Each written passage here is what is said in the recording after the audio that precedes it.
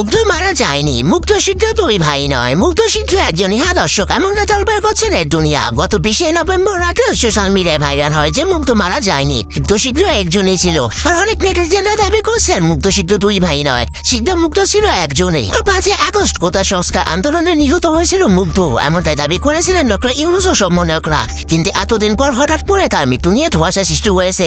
আর নেটিজেনরা এমনটাই কেন বলছেন? আসলে কি মুগ্ধ মারা যায়নি? চলুন দর্শক জেনে নিই। শেখ হাসিনাকে পতন করানোর জন্য ছাত্রদেরকে ব্যবহার করেছিল ডক্টর ইউনূস, আর এমনটাই বলছেন সাধারণ জনগণ। বলছেন আমাদের ছেলেমেয়েদেরকে উস্কিয়ে দেওয়া হয়েছে, আর তারাই উদাহরণ স্বরূপ মুগ্ধ আর আবু সাঈদ। এরা কি কোটা আন্দোলন নিহত হয়েছিল নাকি এদের সাথে অন্য কিছু করা হয়েছিল যাতে করে ছাত্রদের ব্যবহার করে শেখ হাসিনা পতন ঘটানো যায়? নেটিজেনরা বলছেন ব্রেকিং নিউজ, মুগ্ধ মারা যায়নি, মুগ্ধ নামে কেউ ছিলই না, মুগ্ধ সিদ্ধ দুই ভাই নয়, মুগ্ধ সিদ্ধ একজনই। আর এই বিষয়ে খবরটা লাগে মানুষের তখনই যখন দেখে যে আচ্ছা মুগ্ধ যে মারা গেল আর কবরে কেউ জিয়ারত করলো না কেন, মৃত্যুতে তার পরিবারে মামলা করলো না কেন, তাদের কোনো ছবি পাওয়া যায়নি কেন, মুগ্ধর আগের ফেসবুক আইডি নেই কেন, তোর আইডির নাম চেঞ্জ করে সিদ্ধ লেখা হলো কেন? এগুলোর উত্তরেই জানতে চায় জাতি। তাহলে কি তাদের মৃত্যুর কারণ গোপন করেছে ছাত্ররা? তাহলে কি তাদের মৃত্যুর কারণ গোপন করে ছাত্রদের ঘোষণা হয়েছে?